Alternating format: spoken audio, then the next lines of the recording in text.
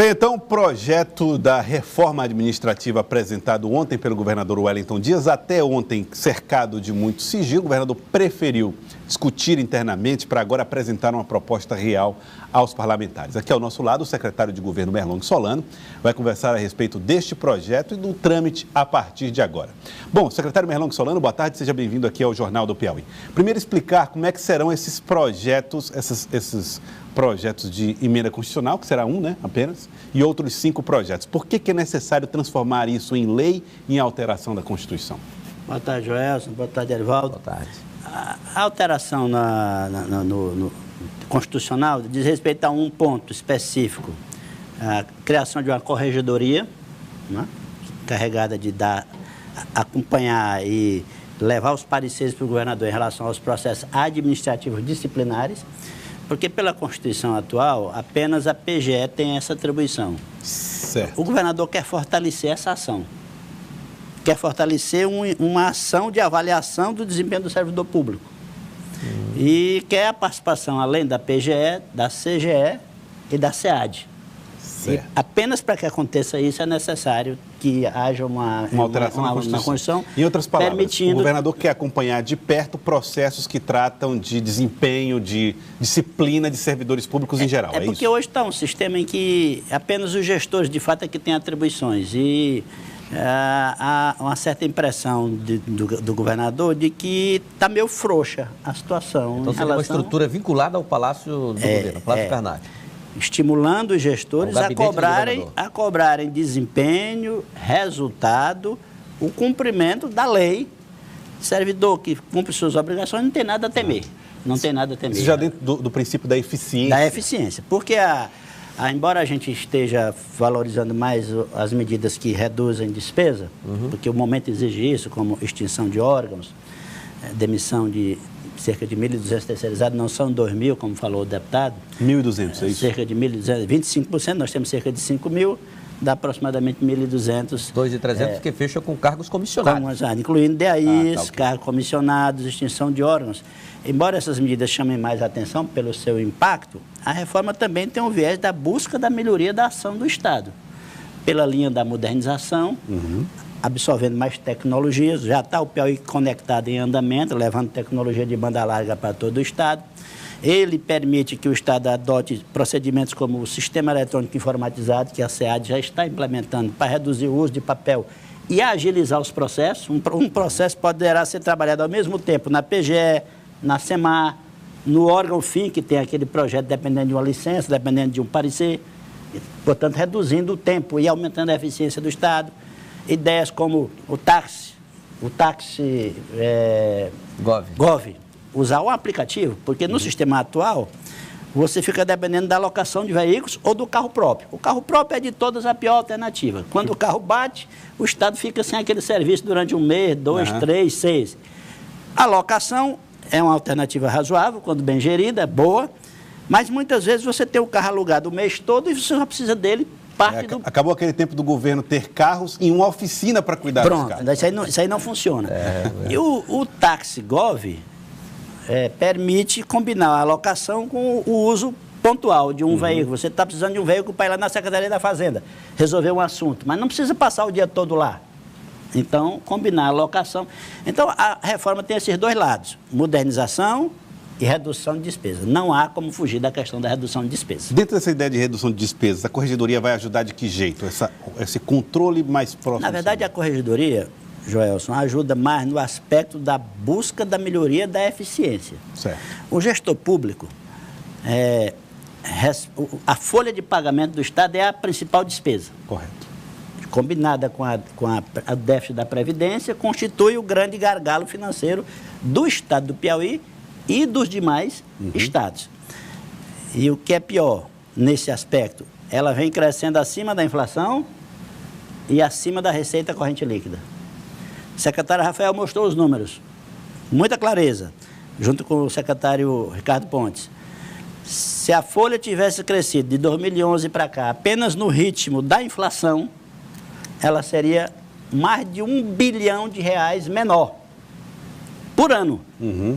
Então, este é o grande gargalo das finanças do Estado do Piauí. Portanto, fazer revisão da folha, fazer revisão das aposentadorias é uma necessidade permanente. E acompanhar o desempenho dos servidores. Ou seja, fazer com que esse dinheiro gasto com folha renda mais. Renda para a população. Você foi contratado como médico. Tem que estar lá. Tem que prestar um bom serviço ao cidadão que precisa do médico, que não tem dinheiro para pagar um plano de saúde, não tem dinheiro para pagar uma consulta particular. Você é policial, o cidadão não tem dinheiro para contratar segurança privada, precisa ir na delegacia e ser bem recebido. Entendi. Então, a preocupação é mais com a eficiência e com a qualidade, no que respeita a essa questão da corregedoria. E acabar com essa sensação de que o servidor pode tudo.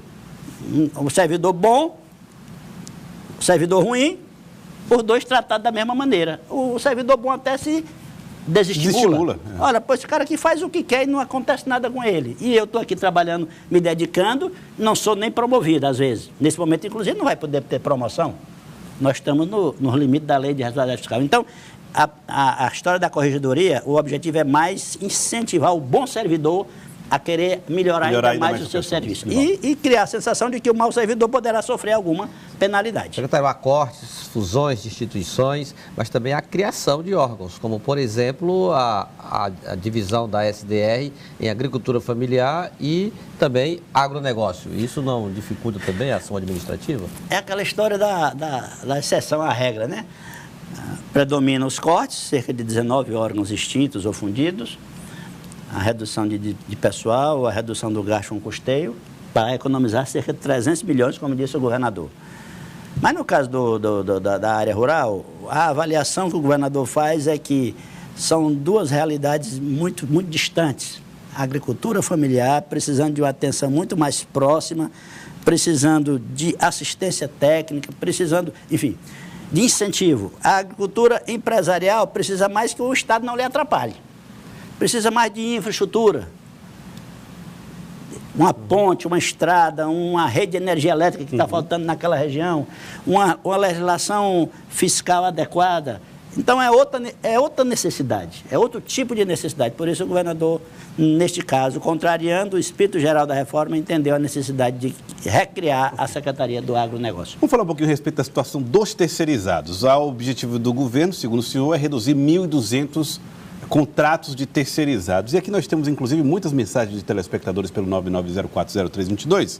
Um deles não se identifica, pede para não se identificar, mas fala a respeito da situação dos terceirizados do Detran. E a preocupação dele agora, inclusive está uma greve prevista amanhã no Detran, é que essa suspensão de contratos possa envolver o pessoal do Detran. Pergunto, secretário, qual é o critério que será utilizado na suspensão desses contratos com os terceirizados? Essa redução, primeiro, não é linear. 25% é a meta de atingir, em termos de redução do valor dos contratos. 25%. Mas num dado órgão poderá ser mais, no outro poderá ser menos, porque tem que olhar, além do aspecto da redução da despesa em 25%, a preservação da capacidade de serviço do órgão. Então, num órgão em que, por algum motivo, tiver contratado a mais, poderemos reduzir mais de 25%. Então, não foi definido ainda. Em outro, menos. Isso aí, a Secretaria da Fazenda, junto com a Secretaria de Administração, está chamando, tem todos os contratos do Estado à mão, está chamando órgão por órgão e fazendo a conferência na ponta do lápis. Esse contrato aqui, o que dá para reduzir? Joelson, não tem como não ser assim. Se o governador não tivesse a coragem de mandar essa medida para a Assembleia, o Piauí poderia marchar para o descontrole. Eu quero lembrar ao cidadão que tem justa razão de estar preocupado que alguns países da Europa não tiveram coragem de tomar a medida no tempo certo. Portugal, Grécia. Espanha, chegaram numa situação de descontrole tal que começaram a não ter dinheiro para pagar o salário, não ter dinheiro para pagar a previdência. O resultado foi o quê? Corte linear. 25%, 30%, até 50% houve corte. Essas medidas foram tomadas há cerca de 5, 6 anos, já estão dando resultado. O que o governador quer? É evitar que a situação chegue neste grau de descontrole. Neste grau de descontrole. O que é o grau de descontrole? Por exemplo, é um motorista que o carro da direção, a barra da direção quebrou. O motorista perde a sua utilidade. Um estado que marcha para o descontrole é aquele estado em que o governador não teve coragem de tomar as medidas certas, chega num grau tal que ele não tem mais o que fazer. E a composição do governo diante dessa situação? Já começa nessa fase de tramitação da reforma política ou da reforma administrativa ou só depois? Bom, ontem a reunião foi bem representativa, estava lá toda a base, os deputados exatamente. Foram bastante compreensivos. Foram receptivos? Foram. Quero inclusive destacar que eles próprios disseram assim, olha, alguns deles, e os outros aceitaram. Olha, governador, a população tem a impressão de que quando o senhor chama um deputado, está aumentando despesa. E não deixa de ter o aumento de despesa, porque chama o deputado, o suplente assume, né? Tem o salário, tem o gabinete, tem o custeio. É óbvio que é uma despesa que não explica em nada a questão da crise financeira do Estado. É uma despesa diminuta comparada com esse R$1 bilhão a mais que nós gastamos com o déficit da Previdência dos servidores. Mas tem horas que é preciso dar o exemplo. É preciso considerar a opinião pública. A população acha que dá muita despesa. Então, até para o servidor perceber que o governo está cortando na própria carta, os deputados disseram, olha, governador, seria bom o senhor não chamar mesmo. Foi bem digerido isso aí? Bem digerido, bem aceito. Alguns até sugeriram que seria inconveniente, nesse momento, o governador chamar deputados para chamar 3 não chama nenhum. Para serem secretários. De modo que houve essa compreensão e agora, indo mais diretamente para a sua pergunta, mandando a mensagem para a Assembleia na quinta-feira, o governador terá mais alguns diálogos com os deputados, porque eles têm o direito de fazer alterações, claro. Não é? E aí ele já poderá começar a fazer os ajustes no que diz respeito à montagem da nova equipe. Começa com a segurança e o governo? Sim, a segurança já está definida. Ele convidou o deputado Fábio Abreu, é a exceção. Não diz que toda regra tem exceção. Vou só falar das exceções. Ele convidou o deputado Fábio Abreu para ser secretário de segurança, ele aceitou. Com isso, obviamente, eu sou o primeiro suplente, serei chamado. Isso. A exceção o beneficiará, ou não? Vai ser deputado. Isso vai ser deputado, né? Bom, ir para o fronte principal do país não é desonroso, pelo contrário, é uma missão honrosa, embora bastante difícil, nesse momento de tanta incerteza. E a sua sucessão da Secretaria de Governo, resolvida? Bem encaminhada, mas ele vai anunciar. O senhor volta para o primeiro escalão, provavelmente, depois de um tempo no... Depois de um tempo poderei voltar. Já tem pasta definida? Não. Há algumas sugestões dele, mas... Fala-se na educação, não infraestrutura... Seria honroso, mas não acredito, não, em nenhum dos dois casos. Tá, então. Bom, quando o governador deve começar a anunciar mesmo o primeiro escalão, fechar a sua secretaria? Acredito que a partir da semana que vem já comece. Já comece a ter algumas definições no sentido de dizer assim, não, fulano vai continuar, o fulano já vai ser substituído por Beltrano. Foi tratado na reunião Mas de ontem? não deverá ter uma mudança assim em bloco, de uma vez não. Vai ser uma mudança gradual. Quando foi tratado na reunião ontem sobre o critério de indicação, a questão técnica vai pesar muito, tanto quanto a política? Olha, o governador, eu acho que nesse ponto o governador pensa como eu. A secretária é um cargo, ao mesmo tempo, técnico e político. Governador, prefeito, presidente da República ganha a eleição apresentando uma proposta à sociedade e tem a obrigação de executá-la da melhor maneira possível. Quem são as pessoas que cuidam junto com ele da execução? Os secretários, os gestores. Então são cargos políticos. Agora, é preciso que tenha capacidade de ser técnico. O que é ser técnico? Saber fazer, saber gerir, saber coordenar, saber tomar decisões dentro da lei, saber dizer não. Como disse a nossa vice-governadora, tem hora que precisa dizer não. Porque se o cara for lá, só porque é deputado, achar que pode atender todo mundo da maneira como todo mundo pede, ele vai levar a secretaria para o buraco. E aí o governador não poderá admitir um negócio desse, né? O comentário aqui com o Elivaldo Barbosa, o governador demorou a dizer não, mas quando disse um super não, né, Elivaldo Barbosa? Conversou muito com a vice-governadora. Ultimamente ele tem que conversar muito com ela, né? E conversa, a Regina, gosta muito da Regina, uma amiga de longa data, né? E, ao mesmo tempo, a sua sensibilidade de perceber, ou eu tomo agora as atitudes para eu continuar dirigindo o veículo, ou o veículo aquaplana, né? É outra maneira de perder o controle do veículo. Aquaplanar, derrapar na água. Derrapar na água, aí o motorista perde a serventia, ele passa a ser um simples passageiro. E correndo risco, né? Você já pensou ser eleito governador para ser só passageiro?